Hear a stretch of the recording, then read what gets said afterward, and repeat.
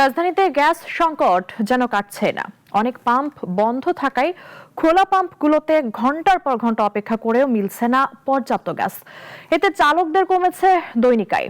সংসারের খরচ চালাতে গিয়ে আবার কেউ কেউ বাধ্য হচ্ছেন ঋণের আশ্রয় নিতে। বিস্তারিত রেজাই রাব্বির প্রতিবেদনে। ৫ সদস্যের পরিবারের একমাত্র উপার্জনক্ষম ব্যক্তি মুরাদ হোসেন। সিএনজি অটোরিকশা চালিয়েই চলে সংসার, চলে মেয়েদের পড়াশোনার খরচ।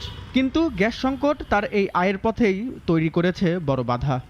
কিস্তি উঠেছি 20,000, তাই দিয়েই আপাতত চলতেছি। এখন শেষ হয়ে গেলে কিস্তি বাট কেমবাই টানবো, আমরা কিভাবে চলবো? আমরা খুব কষ্টে আছি। মিরপুরের এই সিএনজি চালক মুরাদ হোসেনের গল্প যেন হাজারো চালকের প্রতিচ্ছবি। কারো দৈনিক আয় কমেছে, কেউ আবার গাড়ির কিস্তি, বাসা ভাড়া আর সংসারের খরচ মেটাতে হিমশিম খাচ্ছেন। লোন উঠাইছি কিস্তি, ওইটা দিয়ে সংসার আপাতত চালাইতেছি, বিড়ে বেড়ে ঘর ভাড়া দিয়ে চালাইতেছি। আজকে কালকে পাইছি 200 টাকা, আজকে 1000 টাকা মারছি সকাল হইতে। এখন গ্যাস নিমু, গাড়ির জমা হয়েছে 1200 টাকা। এবার গ্যাস নেওয়ার পর কয়টা মারতে পারবো বলেন? চালকরা বলছেন অনেক পাম্প বন্ধ থাকায় খোলা পাম্পগুলোতে ঘন্টার পর ঘন্টা অপেক্ষা করেও মিলছে না পর্যাপ্ত গ্যাস। 2-3 ঘন্টা ধরে ওই যে গ্যাসের কাছাকাছি যেতে পারলাম না, দুপুরে খানাও বাদ।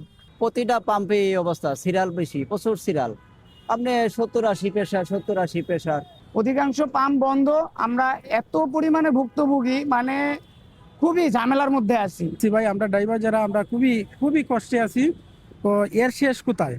আমরা এর থেকে পরিত্রাণ চাই, আমরা শান্তি চাই। দিনের পর দিন এমন পরিস্থিতি চললেও এর স্থায়ী সমাধান মিলছে না। চালকরা বলছেন পাম্প বন্ধ, দীর্ঘ লাইন আর পর্যাপ্ত গ্যাস না পাওয়ার এই ভোগান্তির শেষ কোথায়। রেজাই রাব্বি, নাগরিক, ঢাকা।